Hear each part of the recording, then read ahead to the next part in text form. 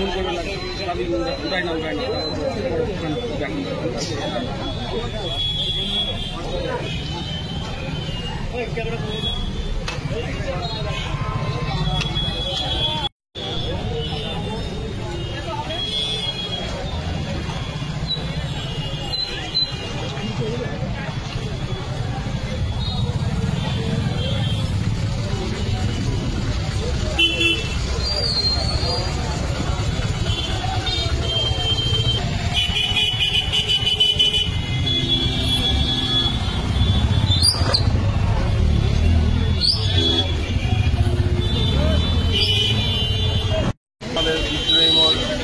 সামনে আমাদের কিছুদিন ধরে ড্রেনটা বন্ধ হয়ে গিয়ে ড্রেনে নোংরা জল পেঁচা রাস্তার উপর দিয়ে যাচ্ছে।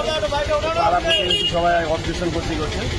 তা আমি আবার উপপ্রধানকে বলে রাজ কমিটিকে করে আমাকে রাজ কমিটিকে ফোন করলো যে রানার লেবার আসছে, এই কাজটা করিয়ে নিই। আমি যথারীতি কাজটা করাচ্ছি দাঁড়িয়ে থেকে, তো হঠাৎ আমাদের লেবারটা বলছে, দাদা কেমন যেন একটা লাগছে, টং টং করে আওয়াজ হচ্ছে। আমার কি আছে, কি যেন কি আছে দেখো।